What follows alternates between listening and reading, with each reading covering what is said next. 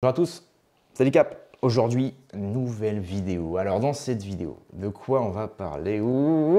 Aujourd'hui, on va parler de Candace Owens et des révélations choc, je dirais même virulentes, de notre camarade Xavier Poussard. Anciennement à la rédaction de Faits et Documents, un journal, une lettre confidentielle que je vous recommande d'ailleurs, vous pouvez souscrire. Vous avez une dizaine de numéros par an, ça vaut le coup. Et c'est lui qui a un petit peu lancé cette histoire-là, cette rumeur de l'affaire Brigitte. Mais ça part pas de Brigitte à la base. Parce que la plupart des gens disent oui, mais attends, toute cette histoire c'est faux, c'est ça, le politique, c'est de parler de transsexuels. C'est pas ça l'histoire. La rumeur Brigitte, c'est un dérivé du CV de Macron. C'est arrivé comme ça, l'affaire Brigitte. Xavier Poussard, c'est un mec qui s'enferme dans sa chambre 18 heures par jour et qui travaille sur les réseaux PEDO, et qui travaille sur les réseaux des élites mondaines, des élites, disons, plutocrates. Hein. Et donc, évidemment, en faisant le CV de Macron, il s'est rendu compte que Macron, il y avait un trou dans son CV avant ses 25 ans. On ne sait pas ce qu'il faisait avant ses 25 ans. On s'est rendu compte qu'il n'a pas grandi avec ses parents, mais qu'il a grandi qu'avec sa grand-mère. On s'est rendu compte que sa mère, j'en ai fait une vidéo, je ne sais pas si je l'aurais postée d'ici là, on s'est rendu compte que sa mère travaillait en tant que chargée d'assistante à l'assurance maladie pour les personnes transgenres. Ça, les médias l'ont jamais dit. Ils ont dit que sa mère travaillait à l'assurance maladie, mais pas dans les personnes transgenres, enfin dans l'aide des personnes transgenres. Son père, médecine, son frère, cardiologue, ou sa sœur, et son frère, néphrologue, ou sa sœur. Bref. La famille Macron sont tous médecins, sauf lui. Lui, il est passionné de lecture, il est passionné de théâtre. Théâtre, c'est là où il rencontre Brigitte Macron.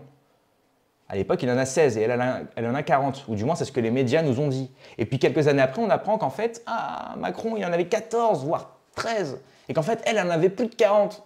Ça change tout, là. On n'est plus sur la romantique histoire d'amour entre un garçon de 16 ans et une femme qui approche la quarantaine. Ah oui, qui jouerait entre son mari et son élève. C'est digne d'une série hollywoodienne, ça. Non, non, là, on est dans l'histoire glauque.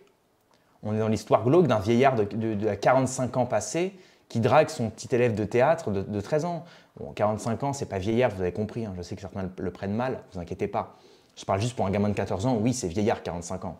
Je veux dire, moi déjà, quand je laisse pousser la barbe, on me vous voit. Donc j'en ai 21, les mecs, calmez-vous. Non mais c'est vrai.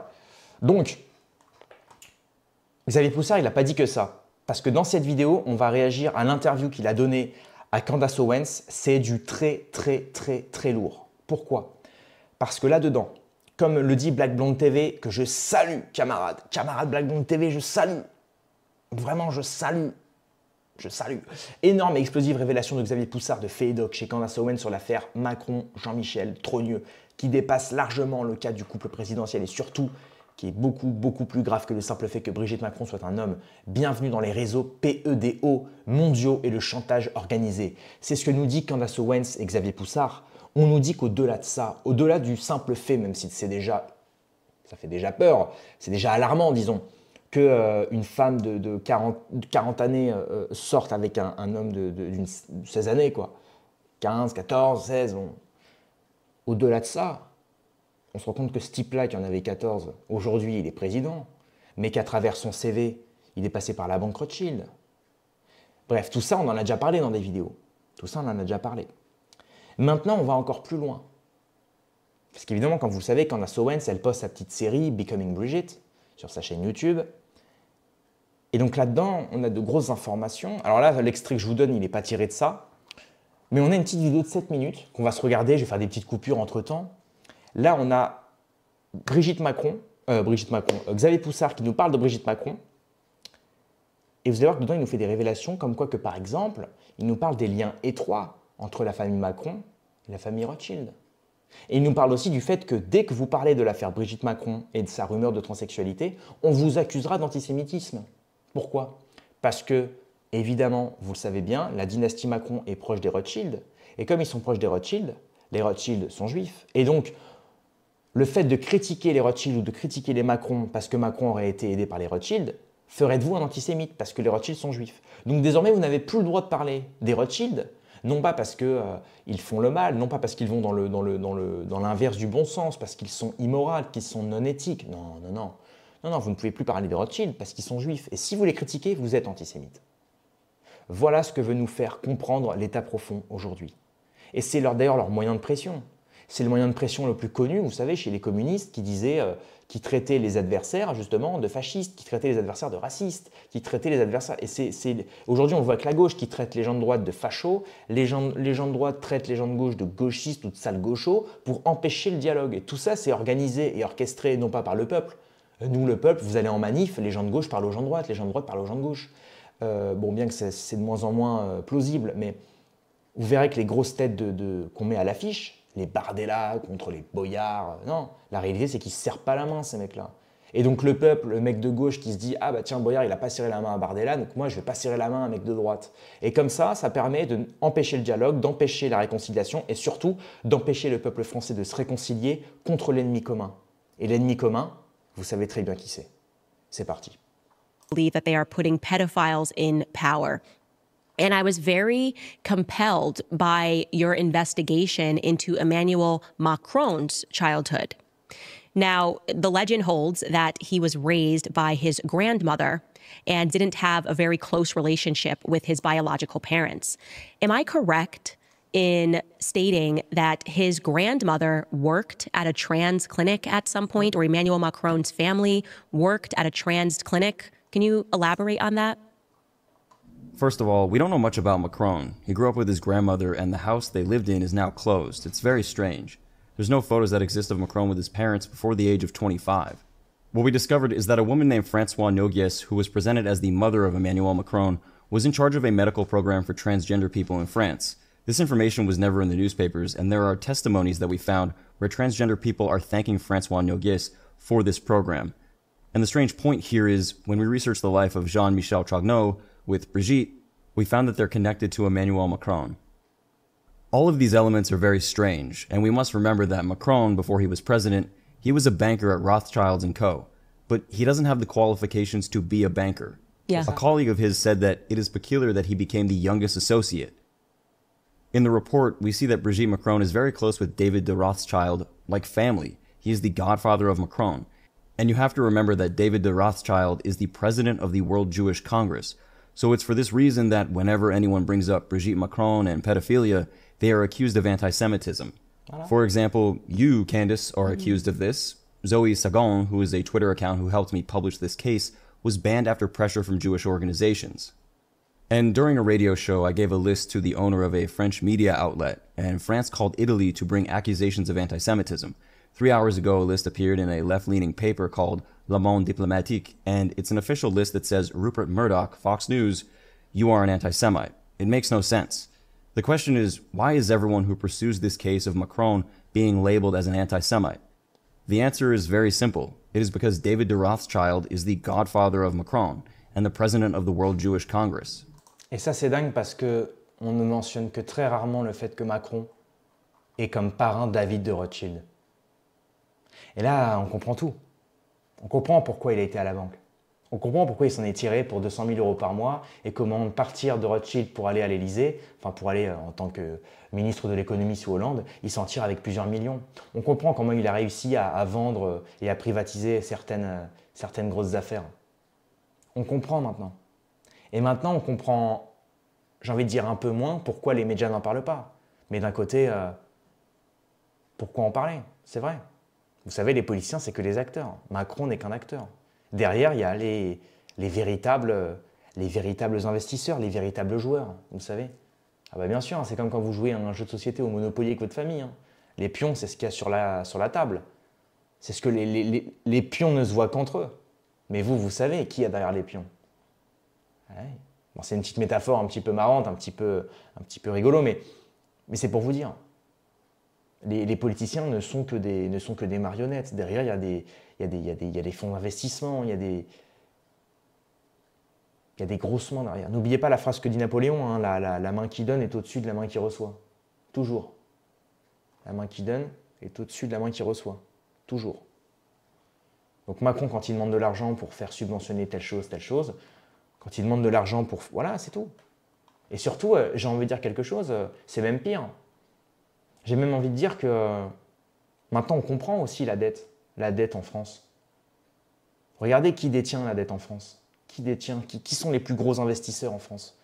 Et maintenant, vous comprenez pourquoi Macron il fait rien en fait pour faire amaigrir cette dette, pour l'amoindrir. Il fait rien. Il l'a fait grossir justement. Entre la dissolution et aujourd'hui, il y a eu combien? Plusieurs centaines de millions. Mais où est-ce qu'il passe ce fric? Où est-ce qu'il passe? Il passe dans quoi? Dans quoi va ce fric? Je ne comprends pas. Maintenant, on comprend. Qui détient la dette? Et si jamais un jour on doit effacer la dette, comment les investisseurs vont se racheter? En reprenant les richesses réelles du pays, en reprenant les aéroports, en reprenant les infrastructures, en privatisant certaines choses. Ah ouais. Et c'est pour ça en fait, que Macron maintenant il privatise tout. C'est son moyen à lui de vendre la France aux investisseurs. Et ce serait con quand même que son parrain ce soit une des familles les plus riches au monde, qui ont les plus gros investissements mondiaux. Ah ouais, ce serait con. Ouais. Ah mais c'est le cas. Ouais. Et maintenant tu comprends tout. Et tu comprends même qu'en fait c'est un cirque organisé depuis des années. Parce que après De Gaulle c'était le dernier. Après De Gaulle, vous savez c'est qui est-ce que vous savez qui a pris le pouvoir? Pompidou. Bon, très bien. Et Pompidou, il était quoi? Banquier chez Rothschild. Et regardez maintenant, vous allez sur Wikipédia ou vous demandez à Grog sur Twitter. Demandez les liens entre Rothschild et tous les derniers présidents. Et vous verrez que tous, quasiment tous, ont un lien de près ou de loin avec Rothschild. Que ce soit Pompidou, Giscard ou encore Macron. Tous. Ils ont un intérêt avec la famille Rothschild. Et là, vous vous rendez compte que maintenant, on comprend pourquoi la dette grossit, pourquoi c'est ça. Pourquoi ils paupérisent la France, pourquoi ils l'appauvrissent. Et pourquoi ils veulent réunir surtout tous les pays, là, toutes les nations européennes en une seule. Parce que c'est le meilleur moyen d'accélérer la destruction de l'État européen. Nation par nation, ça prend du temps. Il vaut mieux tout réunir et tout détruire d'un coup. Et ouais, c'est ce que dit Macron, il dit faut tout détruire pour tout reconstruire. Ah ouais. And if you look at the Epstein case, there is a financial structure to support their operation. It's a mega group created by Leslie Wexner and Edgar Bronfman, who was the chairman of the World Jewish Congress at the time. And the documents, the Austrian passport that the FBI found at Epstein's house, were a gift from Ronald Lauder, who helped Epstein in his case, and later became the president of the World Jewish Congress. You can see that it was this organization that called the Epstein case a controlled accident, and which Putin called a collective accident with blackmail on people who are really puppets, and do what they're told because they don't want their private lives shown to the public. This is fascinating, and it's fascinating because the fact that you are now being accused of anti-Semitism for a piece that you wrote 3 years ago, and in reality, what you're trying to do today is to expose a pedophile ring, and to know that that is exactly what is happening to me only reaffirms my belief that what we have right now is a pedophile ring that has assumed a ton of power in the world by pretending that any person that notices this pedophile ring is an anti-Semite. My theory is that these people are not Jewish. I think that they have, they publicly present themselves as being Jewish, but in reality, they worship and follow an entirely different faith, and it's satanic. C'est ça qui est surtout, qui n'est pas dit en fait. C'est que dès que vous osez critiquer une certaine élite juive, c'est-à-dire que vous ne parlez pas forcément des juifs en soi, vous parlez d'une élite qui se présente comme juif et qui vient justement desservir totalement ce qu'on peut appeler les juifs du quotidien, c'est-à-dire les juifs normaux comme vous et moi, tout comme il y a des chrétiens du quotidien, des musulmans du quotidien. Par exemple, chez les musulmans, ceux qui desservent totalement la cause musulmane, c'est les wesh-wesh qui disent Wallah comme une virgule. Bon bah voilà, quand tu vois ça, tu te dis, putain, ça donne une sale image. En plus, c'est la majorité de ceux que tu vois en cité, de ceux que tu vois dans les écoles, de ceux que tu vois sur les réseaux sociaux. Alors que le musulman pieux et honnête, quand t'en croises un, par contre, t'es satisfait. Tu te dis, putain, ouais, c'est ça en fait l'islam. Le mec, il connaît bien, il dit pas wallah à chaque phrase, il s'exprime bien. Mais malheureusement, la majorité des musulmans, en tout cas en France, c'est des mecs qui disent, wallah, sur le Coran, je vais te fumer, wallah, Mbappé. Voilà, c'est tout, c'est ça. Et c'est malheureux parce que ça dessert les musulmans. Et de l'autre côté, pareil avec les juifs, on a ce qu'on appelle les juifs du quotidien qui eux se font desservir totalement à cause de certaines élites qui se présentent comme juives et qui eux utilisent justement constamment par exemple certains faits historiques pour se victimiser ou encore d'autres qui vont utiliser beaucoup la victimisation, qui vont utiliser le fait d'être juif, aujourd'hui être juif, notamment Bruno Attal par exemple. Bruno Attal, Regardez son débat contre Dieudonné. Toutes les 5 secondes, il dit « Moi, je suis juif, je suis gay, je suis une victime aujourd'hui dans cette société, je suis une minorité, on souffre beaucoup en tant que juif, etc. » Voilà. Alors que le juif du quotidien, mais déjà, juif, t'es même pas censé savoir que le mec est juif. C'est comme gay, t'es pas censé savoir que le mec est gay. C'est toi qui décides de te montrer en tant que. C'est toi qui décides de te revendiquer en tant que. Moi, quand je me présente, je dis pas « Je suis hétéro, je suis chrétien », ben non. Je dis « Bah voilà, je suis ça, je fais tel boulot, je suis passionné par ça. » Je dis pas, bah non, voilà, j'aime bien lécher des chattes. Ben non, je dis pas ça. Je dis pas ça. Je ne fais pas de ma sexualité une façade ou un argument vendeur. Tout comme je ne fais pas de ma religion ou de ma foi un argument vendeur. Je me rapproche plus, par exemple, du bouddhisme, mais ça me regarde que moi. Ça me regarde que moi. Je ne suis pas là à dire, bon, bah voilà, il faut absolument que vous le soyez, ou alors il faut absolument ceci, il faut absolument cela. Non. Et c'est à cause justement de ces gens-là qui ont un petit peu d'influence et qui prennent justement leurs idéologies personnelles, leur sexualité ou encore leur religion et qui en font un outil justement de marketing et un outil de devanture personnifiée, que justement ça vient desservir la minorité qui, elle, a une foi, une sexualité ou tout simplement une idéologie bien à elle, privée, qu'elle consacre uniquement dans le lieu privé ou en comité restreint, dans les lieux de culte par exemple, etc. Et là, ça vient les desservir totalement. Ça vient les desservir totalement. Mais le problème, c'est que si cette minorité accuse justement cette majorité de faire en sorte que, qui pointe du doigt justement le fait que, enfin, cette majorité ou cette minorité agissante, mais qui a plus d'influence, si les gens-là justement la critiquent, bah voilà, vous êtes accusé, soit vous êtes islamophobe. Si vous critiquez les mecs qui disent voilà toutes les 10 secondes, vous êtes islamophobe, vous êtes raciste. Si vous critiquez la minorité juive, pareil, vous êtes antisémite, vous êtes xénophobe, ceci, cela. Si vous critiquez la cérémonie des JO parce qu'il y avait un mec à poil qui se pavane avec une perruque et que vous trouvez que c'est complètement, ça ne représente pas du tout ce qu'on appelle le gay du quotidien, pareil. À chaque fois, c'est la même chose. Ils font d'une minorité la normalité, en y passant justement la personnalité la plus extrémiste de cette même minorité. Ils vont faire passer le gay du quotidien, ils vont mettre un transgenre avec une perruque qui est vachement extravagant pour nous faire croire que ça, c'est le vrai, tu vois. Comme à l'époque, on nous a vendu de l'ormeau à TPMP, tu vois, en nous faisant croire que c'était ça. C'est pas ça. Pareil avec le musulman, tu vois. Il y a des musulmans hyper respectables, pieux, honnêtes, etc. Mais non, on te vend Chalgoumi, on te vend Balti, on te vend à chaque fois des personnalités sur les réseaux sociaux ou à la télé qui disent n'importe quoi, qui connaissent rien du tout, qui sont dans l'ultra-crépidarianisme, mais bon, comme ils ont de l'audience et qu'ils arrivent à attirer un maximum de personnes, on les met en avant et ces personnes-là représentent la foi, la religion, l'idéologie, etc. en question. C'est déprimant et c'est triste parce que, les gens qui n'arrivent pas à se retrouver, malheureusement, c'est compliqué pour eux. Et donc là, c'est ce que nous explique effectivement Candace Owens avec justement cette élite qui se fait passer pour elle. Sa théorie, c'est que cette élite se fait passer pour juive, mais en fait, elle ne le serait pas. Et en fait, derrière, ils utiliseraient justement le judaïsme pour en fait derrière faire des rituels sataniques, propager une idéologie satanique, propager une politique satanique qui vise justement à servir les peuples, qui vise à assouvir leurs désirs, leurs plaisirs, toutes les choses les plus étranges et farfelues. Et c'est une piste qui se tient, honnêtement, c'est une piste qui se tient. You know, that is why I have encouraged my listeners to learn who Jacob Frank was, to learn what Frankism was, because that never went away and it came to America. And when these pedophiles get caught, they say, oh, I'm Jewish. This is blood libel. This is blood libel.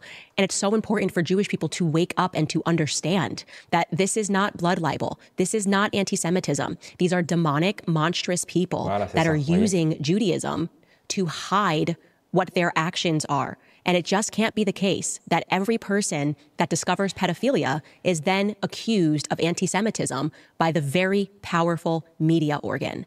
So I want to ask you about Tafan now, the daughter of Brigitte Macron, because Tafan seems to be the only person in Brigitte's family that will lie for Brigitte. It's very public, Tafan.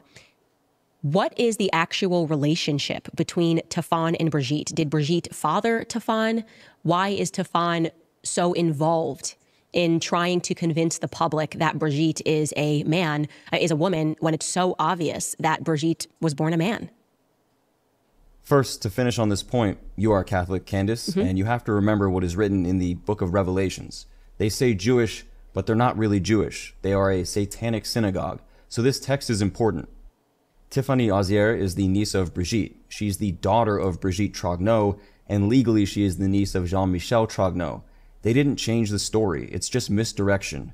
When I studied the Epstein case, they used a lot of misdirection, like when you watch something by David Copperfield. It seems to be very complex, but at the end, it's a very simple thing. It was just a switch in identities. In the mid-80s, a brother takes the identity of his sister. That's it. Then we observed something strange about Tiffany Osier. She was a lawyer in the north of France, and when we pursued this case, she suddenly wrote a book and became a writer and increased her social status. And her sister, who was a renowned cardiologist in Paris, suddenly became a contemporary artist in the style of Jeff Koons. She has associated her art with Jack Lang, who is friends with Macron, and was friends with Epstein. It's the same Jack Lang we mentioned earlier was connected to these famous pedophilia cases in France. Her social status is also increasing. All right, guys, jumping in to remind you about America. Wow, ça c'est dingue parce que vous voyez les connexions qu'il fait. Franchement, il fait du bon boulot, hein, le Poussard. Et même Fait et Documents, de manière générale, font du très très bon boulot. Vous voyez bien que là, on a affaire à Macron et la famille Brigitte, qui eux sont proches donc de Jack Lang. Jack Lang qui était proche de Epstein. Et en fait, on voit que tout ça, c'était un petit réseau.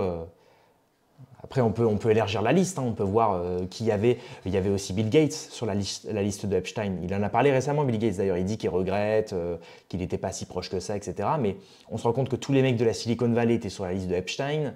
On se rend compte ensuite qu'il y avait aussi l'histoire de Harvey Weinstein aussi, le gros producteur hollywoodien, où tout le monde avait été resté sous silence. Donc on se rend compte que tout le gros monde du cinéma américain savait pour Weinstein.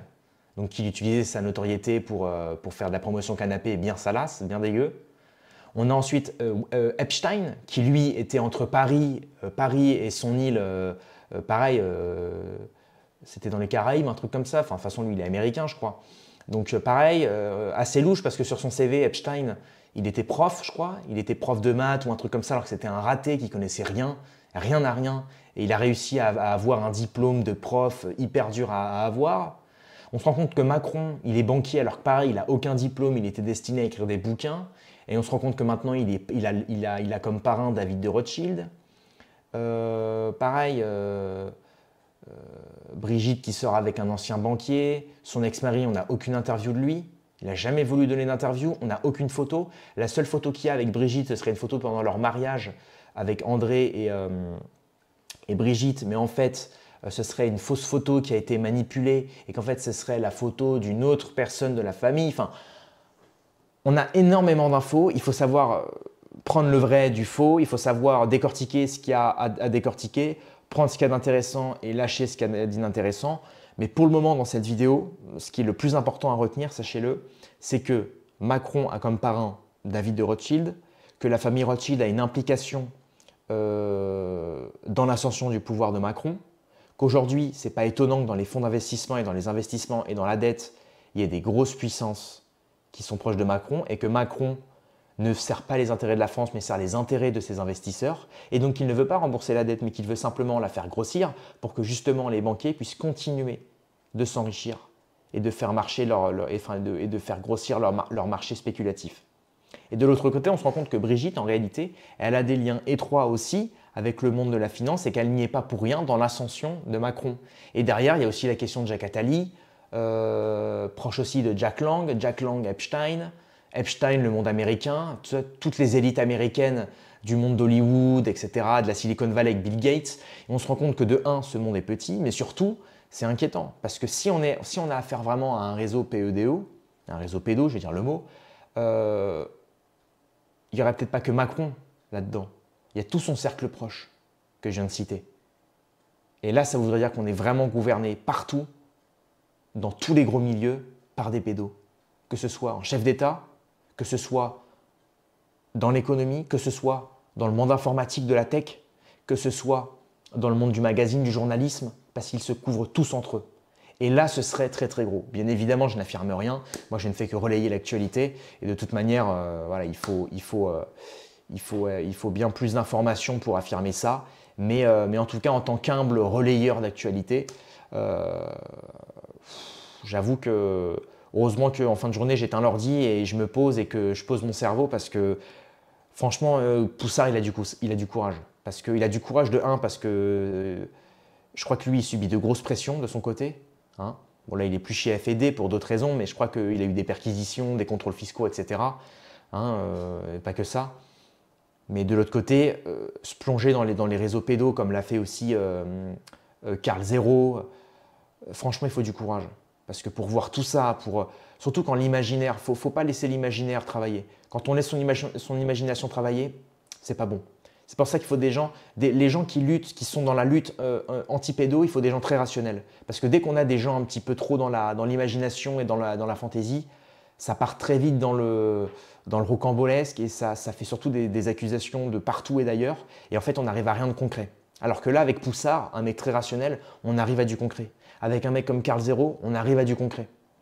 C'est des faits, c'est le CV des gens, c'est leurs liens proches, les relations, les condamnations, etc., etc. On n'est pas dans la fabulation, on n'est pas dans le mensonge, ou on n'est pas dans la fantaisie. Et c'est très important. C'est pour ça que j'incite aussi les gens, si vous voyez des informations un petit peu rocambolesques, même si elles vous plaisent sur Brigitte Macron, sur les réseaux Macron, tout ça, vérifiez la source, informez-vous bien avant et relayez quand c'est à relayer. Mais sinon, ne laissez pas jouer votre imagination uniquement parce que ça vous plaît. Hein. C'est comme je le dis souvent, c'est pas parce que quelqu'un que vous idolâtrez dit quelque chose que vous aimez bien, quand quelqu'un que vous détestez dit quelque chose que vous aimez bien, il faut le reconnaître. Et de l'autre côté, quand vous idolâtrez quelqu'un qui dit quelque chose de mal, il faut aussi reconnaître que cette personne a dit quelque chose de mal. Il ne faut pas être forcément dans ce qui vous fait plaisir ou non.